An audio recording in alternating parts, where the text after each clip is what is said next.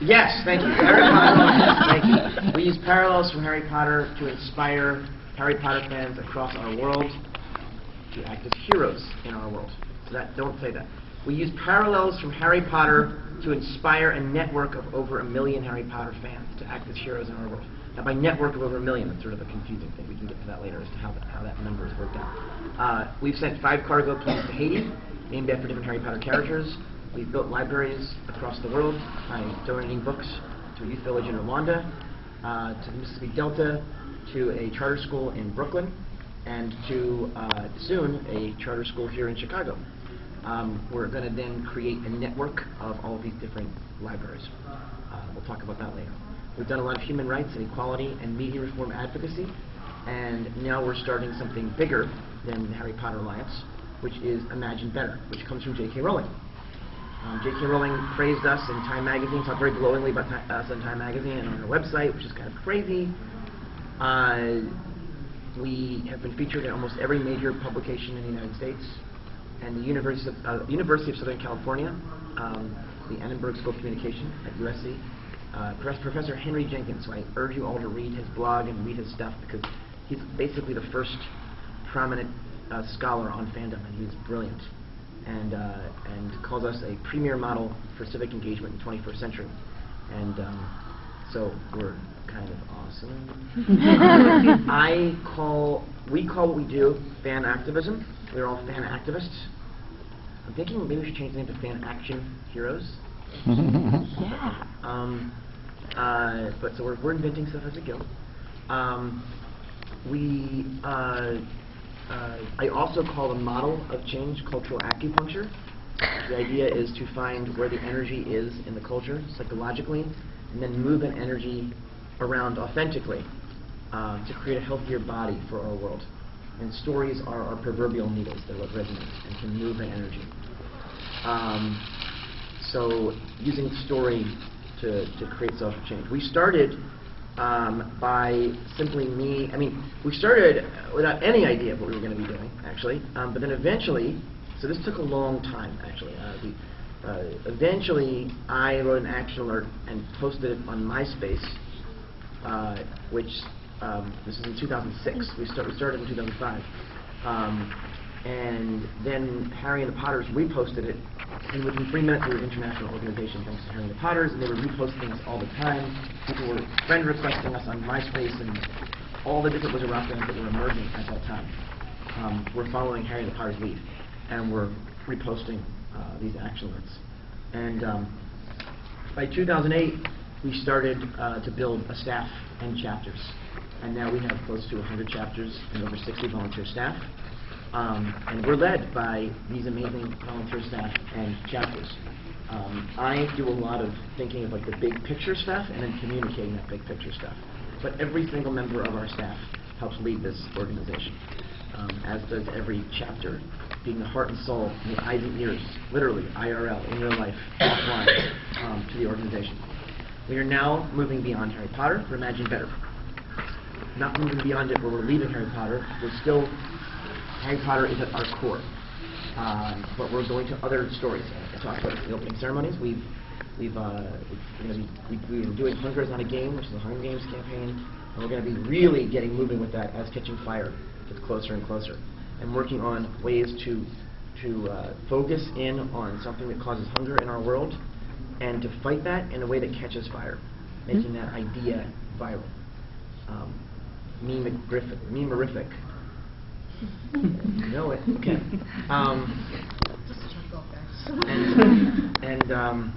I happen to actually be very funny. That was a good joke. What's that? That was a good joke. Thank you very much. A right-wing blog once accused me personally of trying to start a cult of liberals. So that is awesome.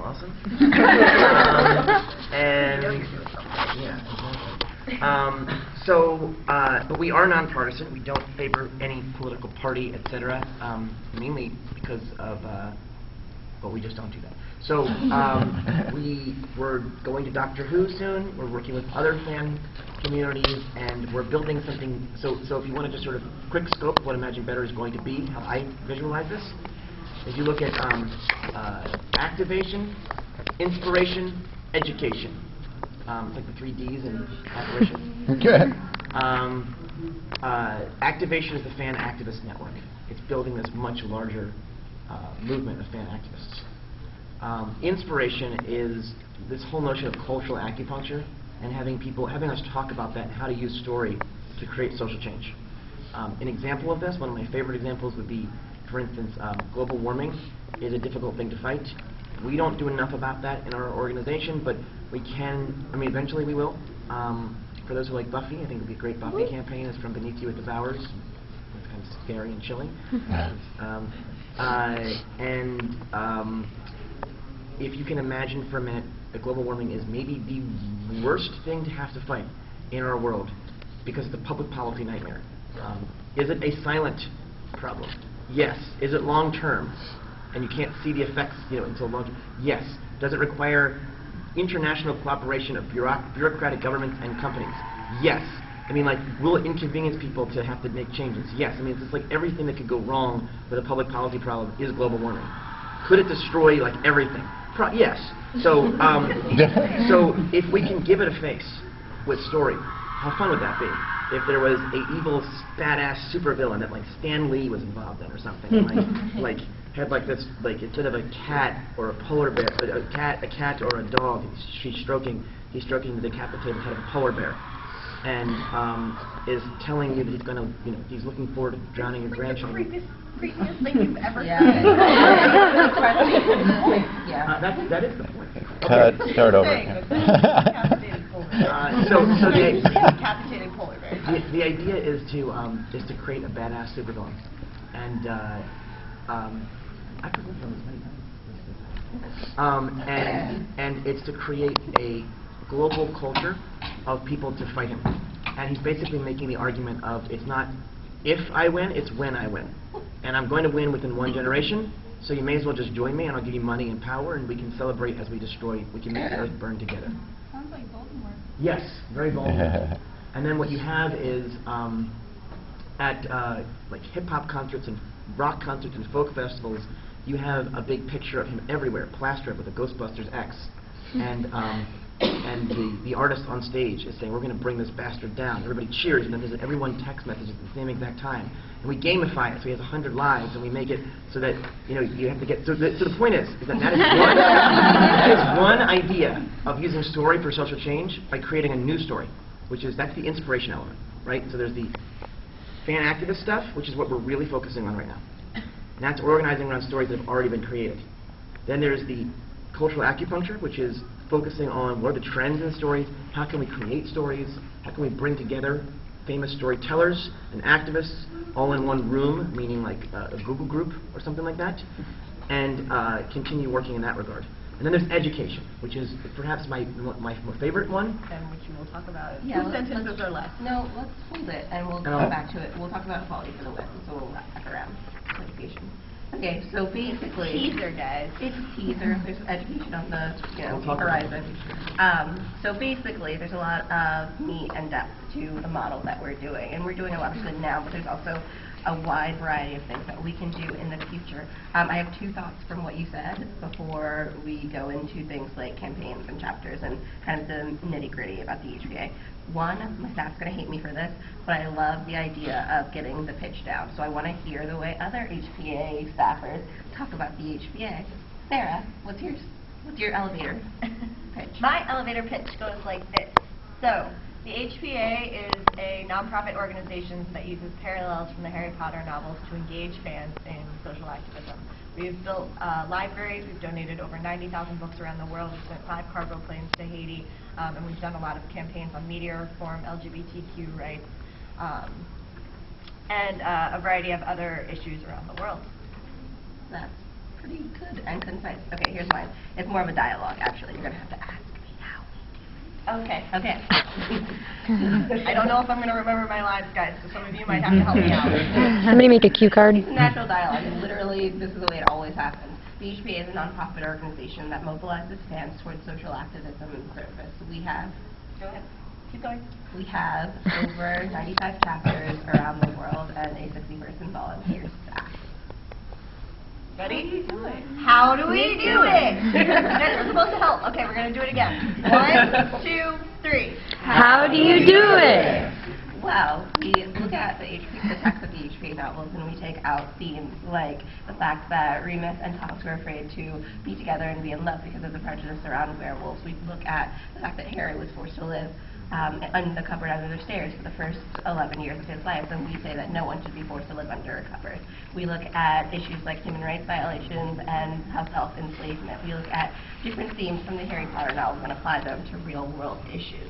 We activate our chapters by letting them do local campaigns in their areas, and we activate our national organization by getting together with other nonprofits and launching large campaigns that tackle these types of issues. Excellent. Excellent. No, not Clement. Oh, sorry. Clement is Right, it's the other one. Let me clear that up. Clement, she's from Lizzie Bennett. Clement is Harry Potter lines. Okay. It's really important, guys. Let's see. Who came by the table and heard my speech like 100 times yesterday? Let's see. I say Harry Potter Alliance is a civic engagement and social justice organization that uses parallels from the Harry Potter books and now into new fandoms to be a Dumbledore's army for our world. We sent 5 cargo planes to Haiti. We're getting involved in equality. We're going to be working on LGBTQ rights, immigration, education. And I started a little conversation. Lauren Bird. Yeah, you have to go too. Join on the camera. All right, just the woman.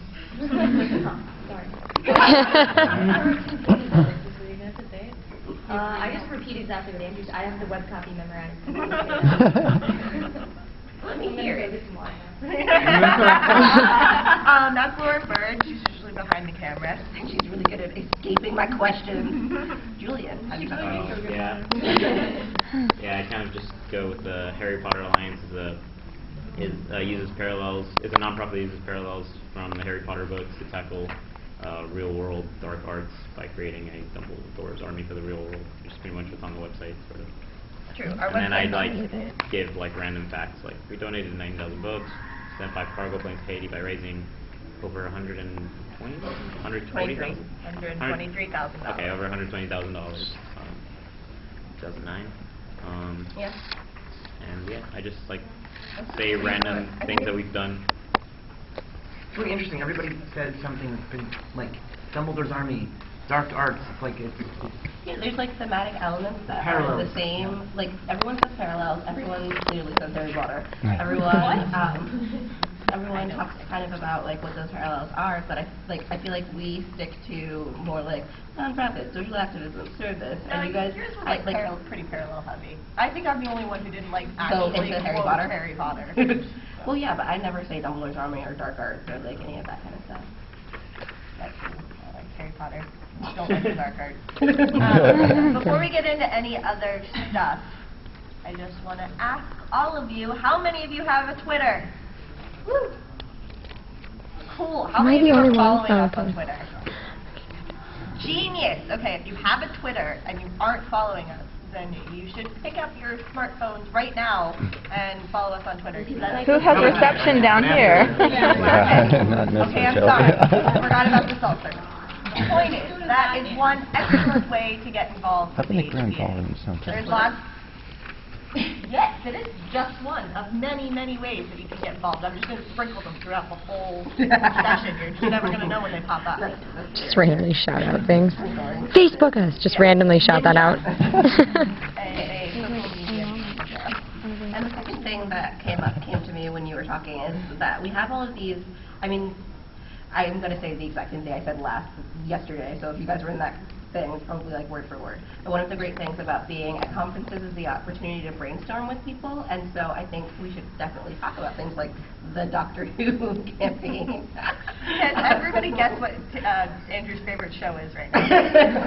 Anybody? Anybody have a guess? Yeah, Doctor Who.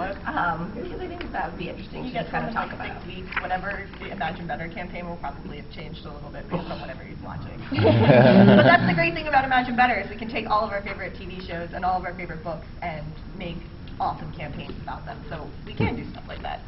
Okay, so now we can talk a little bit kind of about the HBA campaigns, and do you want to do chapters first or campaigns? Let's do chapters first because I'm going to do my ninja activity and just tell you about all the different ways you can get involved randomly. Do you like one? Yes, please. So our chapters organizations are local groups throughout the country and throughout the world that are led by people just like you, particularly just like her, because she actually leads one. Does anybody else here have a chapter? Just want to make sure I'm not, you know, I repeating sometimes all of hang out that. with one. She sometimes hangs out with one. I tried to start one and found no interest, so it kind of died. Which happens sometimes, honestly. But our chapters are really great organizations. They take what we're doing and they turn it into real-world community education and community activism campaigns.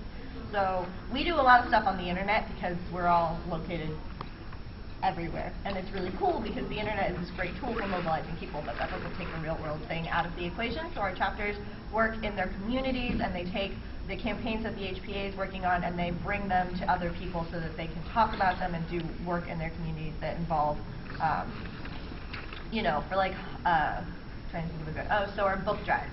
Our book drives rely heavily on our chapters because they have the resources and the like physical location to collect books. So to start a chapter, or to find out more information about chapters, or to find if there's a chapter in your area, you should go to our website, hpalliance.org/chapters. There's a Find a Chapter page which lists all of the active chapters that we have right now. And if you get in touch with chapters at the hpalliance.org, they'll be happy to put you in touch with the CO, which is the chapter organizer of the chapter. So do any of our high school students have, or college students have, community service credits that they need to get before they graduate? Yeah. So chapters are really awesome ways to do that because it's just inherent. You're just going to be doing projects for us, and you will absolutely need your community service credits through that. And we're happy to work with your schools to like legitimize that. We do letters of recognition, so that if your school is like Harry Potter Club, that's not going to be community service. We'll be like, no, don't worry, we've got this. So that's a really great way to meet your community service credit. And it looks really good on college applications and stuff because colleges are like, this looks really weird, but it's also really new and interesting and kind of cool. So that's definitely something you guys should check out. Julian. I actually put that on like my application when I was applying to the Honors College. I'm a staffer at the Harry Potter Alliance. And then I put like in parentheses 501c3 nonprofit. And they that's like the first thing they asked me in the interview. Oh yeah. And I pretty much talked about Harry Potter Alliance like more than about myself. That's how I got my and I got job. in. So. Yeah. That's how I Yeah, got my actually to first add to job. that, this past summer I got internship credit at my university, like interning with the HPA, so that's another thing that we do. And my supervisor, I did her like write essays about what I did with the Harry Potter Alliance, and she responded being like, this is like the best internship I've ever heard of. I want to use your materials as like an example of what people should be doing in their internships. So it is like, once people like get past the, it's called Harry Potter Alliance, they like realize how completely insane and amazing and progressive it is. Yeah, it's true. And to add to that, I just did my internship placements for grad school, and like out of all the stuff on my resume, I was like, hey, look at my scientific publications, look at all this, and they were like, oh yeah, Harry Potter Alliance. This is it. And I had a little description and said that we were a nonprofit when we did, and that's what we talked most of the time about, instead of which is fantastic. So I love to talk about it, but it's a really awesome thing to be involved Yeah. with. To add to the story, which is basically the theme of the HBA makes your resume stand out. I had a situation where I was sending in a resume and forgot to attach a cover letter, which people who are applying to jobs means like they throw it away. Like you're just like done. Whoops, accident, done. But because of the HBA, the person's like, can you send that to your cover letter? Which is why, like, it's something that makes you stand out. I mean, first of all, it's something that's amazing and fun and, like, great to do, but it also helps you stand out in, like, a really interesting way. Yeah. Exactly. I don't really have anything to add to that. Does anybody have any questions about chapters? Yeah. How hard is it to start a chapter? It's pretty easy. It depends I mean, there's some things that it depends on, like any club and organization, but the process that you go through with us is really easy. So you go on the website, you fill out this form that's like, I'm interested in starting a chapter, please send me more information. And then you get an email which details all of the kind of steps that you want to go through, which is like finding a core group of people who are going to be able to help you and who you can rely on, talking with your school or your community to set up an interest meeting. So interest meetings, if you're a school chapter, it's pretty easy because you just use one of your school buildings and you advertise in your school.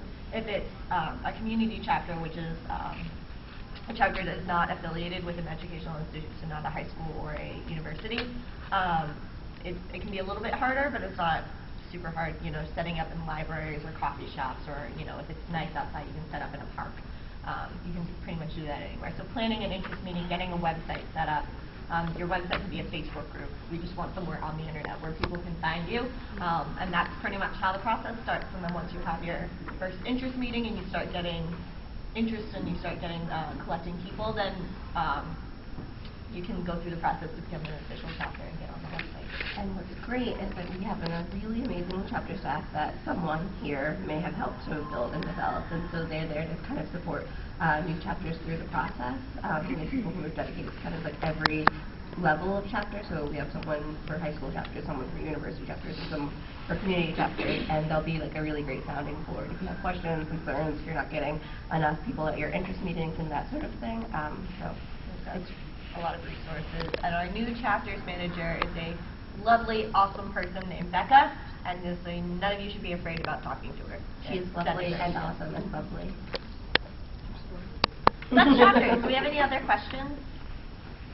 Once you get a chapter started, what do you start doing to kind of get involved in the HPA? That's actually a really great thing to talk about at your interest meeting. One of the best ways to keep people involved in your chapter is to do things that they're interested in. So if the HPA has a current campaign that we're doing, which happens a lot, you know, Accio Books, or right now we're doing Rockford Goes, and you know, we'll be doing this equality. Kind of like add on to that. Yeah, and so our chapters are expected to participate in as many of the HPA campaigns as possible.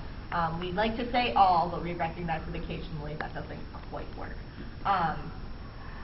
So if we're doing a campaign, then getting your chapter involved in our campaign, absolutely easy to go. If we're not doing something at the moment, one of the great things that you can do is talk to your chapter about what they're interested in. If there's a school that particularly needs books in your area, a homeless shelter that needs donations, an issue or ballot measure that's coming up in your city that you're really concerned about. We never advocate for candidates, but we do advocate for issues. So if that's something that's coming up in your election cycle, anything like that is a great way to get your meeting going, and by talking about the issues that people are concerned about and what they'd like to work on. So, yeah. How often would you have to regularly schedule meetings? Once a month? No, it's I mean, there's not a lot of rules on our end for chapters, so it's whatever works best for your group. We have some chapters that actually meet online.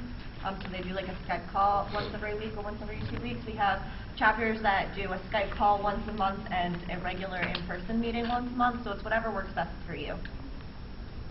Yeah? You kind of maybe already answered my question a little bit. You sort of alluded to it, but where I live is a really conservative, like really traditional place, and so getting the community involved in certain issues would be really tough. Yeah. And I also kind of think I don't belong to a political party, and I think this whole polarization of society is one of the biggest problems we have right now, that you have to be all the way over here, you have to be all the way over there. So is it okay if you start a Harry Potter chapter and some of the issues the community just is like, hey, we're not going down that road, we support this and we want to do that, but we're not going there? I mean, is that okay? Yeah, and I mean, that's definitely something that you as the chapter organizer would have to take into account and kind of know your community and know what's going to be okay and what's going to cause unnecessary or whatever. We do have a couple of chapters that are conservative Catholic schools that don't participate in our LGBTQ campaign. That's right, and once the equality stuff starts, it's going to be a little bit more contentious. But up until now, the LGBTQ stuff is the most contentious and divisive issue that we work on. So most things that we do are like collecting books, or you should vote. We don't, vote for whoever you want to, but you should vote. So I mean, most of the stuff that we do is actually pretty. Right, that stuff will be easy, but yeah. Exactly. But yeah, no, and I mean, as long as there's a valid, as long as the chapter's not just like, no, we don't like that one, we're just not going to do it. Yeah, you guys know your community, so you know what you can and can't do. So. Any other questions? Cool. Okay. Fantastic questions, by the way. Yeah. Like, I feel like I learned something. Really good. Yeah, I did too. Yeah. Okay, so that's chapters. So now we can talk a little bit about campaigns. Andrew, do you want to talk about kind of how we develop our campaigns, like where we get our issue ideas from, and also, actually, let's talk about how we develop campaigns, and then let's push to Ashley to intro Equality for the Win. That's good. Okay. Sure. Yeah. How we develop our campaigns.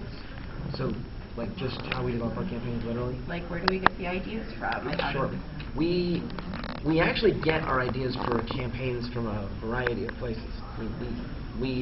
So for instance, when the organization started, we were almost all about advocacy, and then we began to do advocacy, like calling your congressperson to help people in Darfur more. Like that's so it feels a little more removed, but it's also really, really important.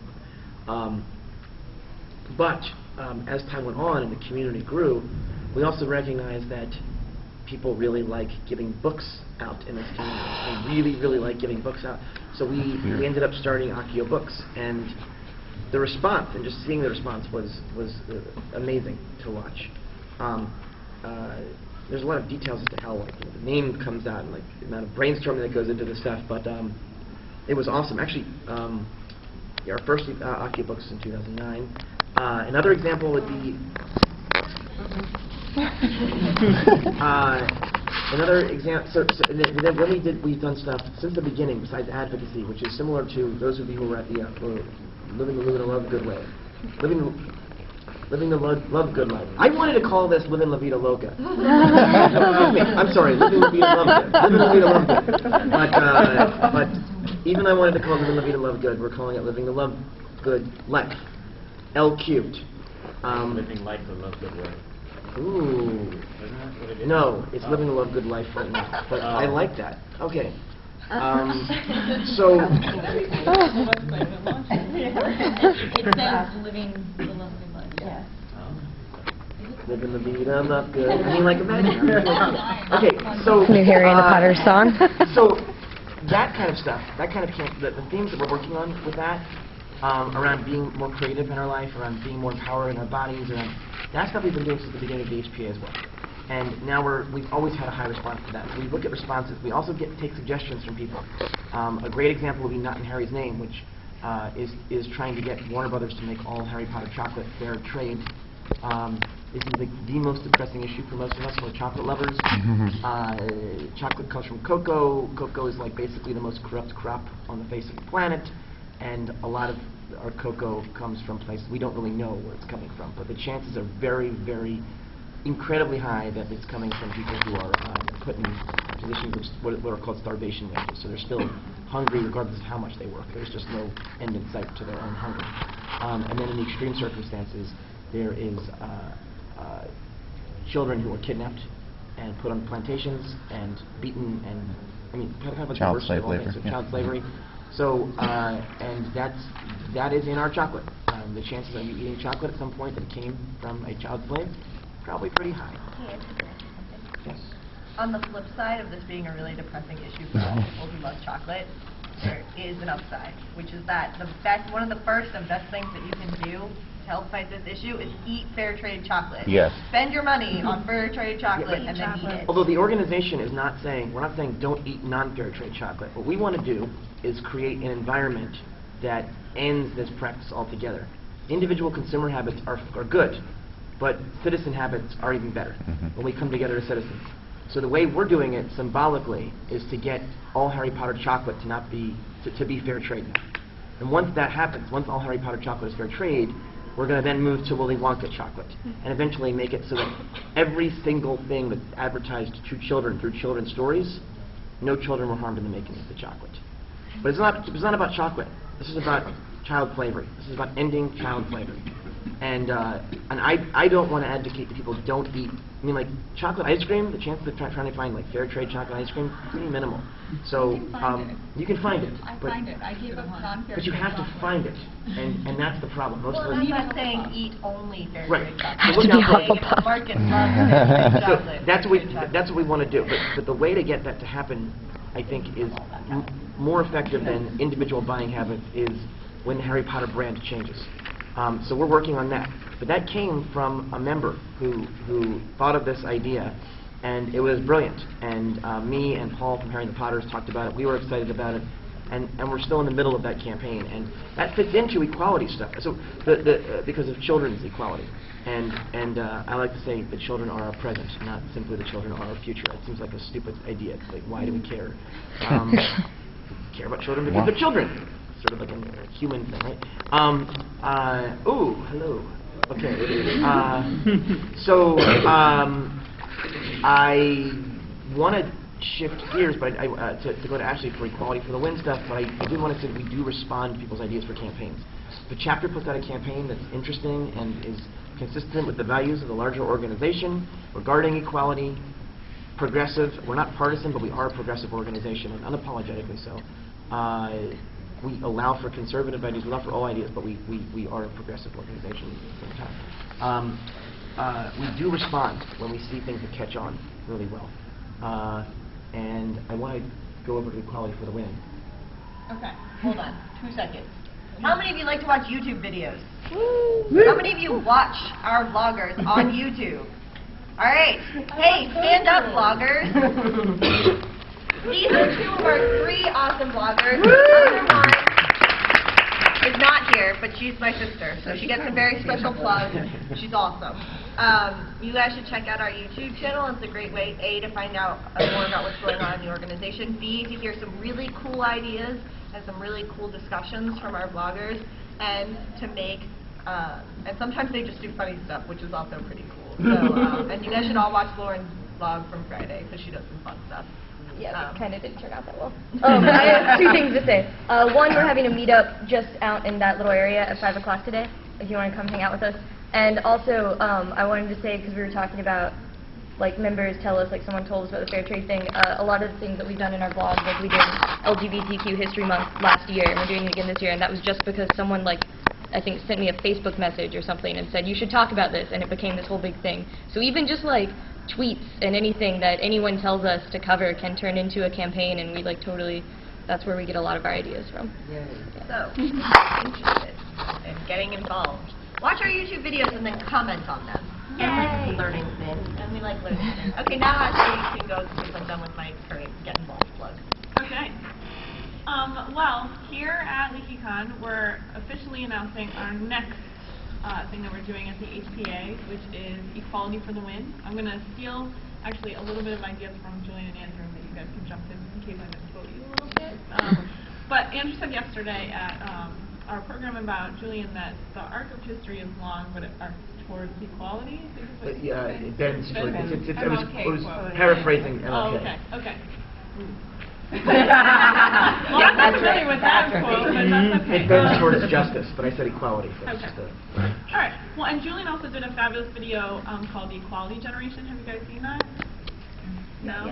Yes. Excellent. If you haven't, I would really encourage you, as soon as you get somewhere where there's a good internet connection, be that upstairs in the lobby or back home, definitely seek out that video. It's really well done. And Julian talks about how, as Harry Potter fans and growing up with these stories and learning about all of the ideals that Harry and Dumbledore taught us, we really all believe in equality. And so that's why we're kicking off a whole year of equality campaigns.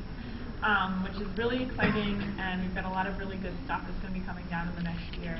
And the main issues we're going to be focusing on are going to be LGBTQ, education, and immigration. Those are really going to be key focuses on a lot of things in our political climate coming up, so it's going to be pretty appropriate.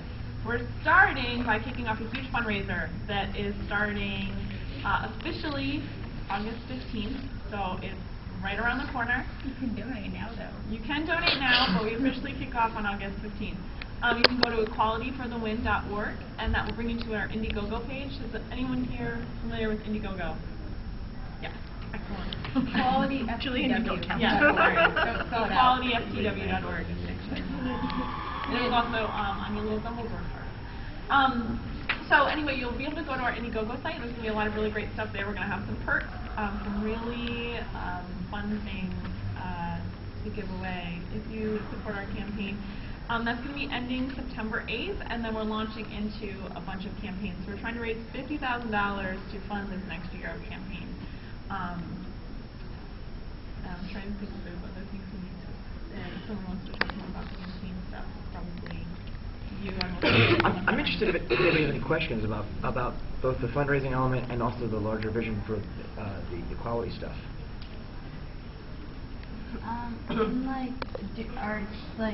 In chapters, do they do a lot of fundraising? Like, is that a large responsibility of chapters, or? Our chapters generally fundraise for themselves because they don't have we don't provide funding to them. So mostly what our chapters are doing is fundraising for ourselves. Most of our chapters have at some point during their existence done a fundraiser for the HPA as well. And we're going to try to build on that more because we'd like to start some really cool umbrella programs for chapters, and getting some contributions from chapters would be a really great way to kind of kick that off. But currently, mostly what our chapters do is probably maybe 1 or 2 fundraisers throughout the course of their existence for us, and mostly they raise funds for themselves so that they can take our campaigns and bring them into their communities. And chapters are definitely encouraged to get involved in Equality for the Win, however they see fit, whatever works for their. Education is kind of like a broad. Let me comment on that. So, all right, there's a few ways. So first of all, we want to focus on more international issues eventually, but to sort of to focus probably a little more U.S. centric. Excellent. Okay, there is the issue of equal access to education regarding the funding of schools, regarding universal pre-K. And bringing down tuition rates to colleges. In the next year, I think outside of conversations around access to education and the importance of children being able to have guaranteed schooling at the age of 3 and 4, outside of that conversation, I don't know if we'll be advocating in any big way regarding that. But we are going to be doing 2 big things regarding education equality, regardless, which is one. Looking at. They're going to be, and we've got like 5 minutes. Okay. Yeah. Sorry. So one is looking at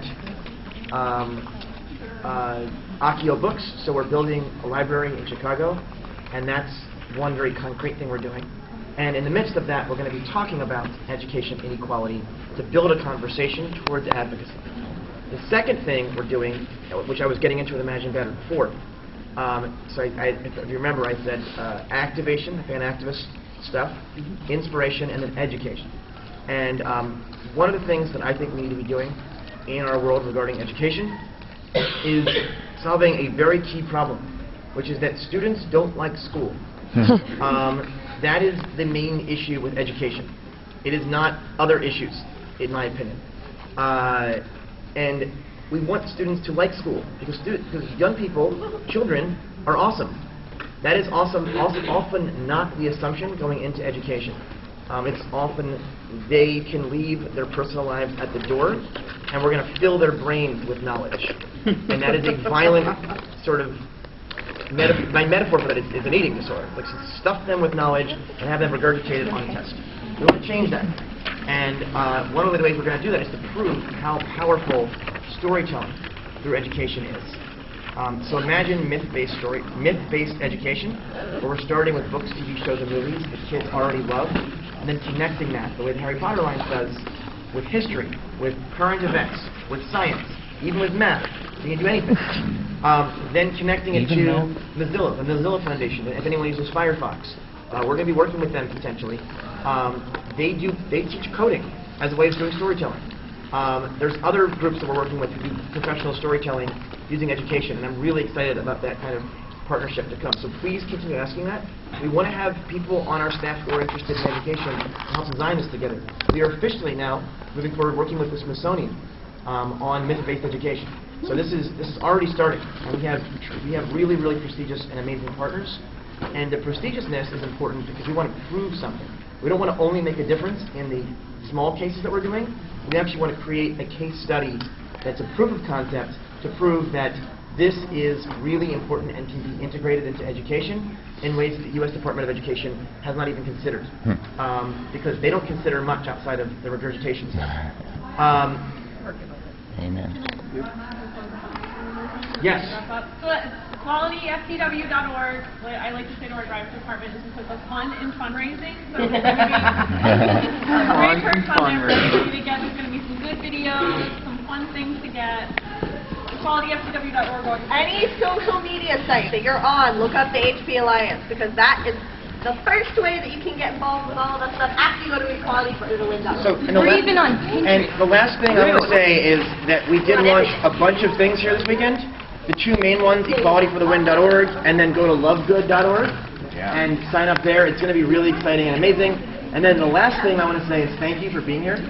Thank you for coming here on a Saturday morning. And you guys are awesome. So let's change the world together. Happy birthday.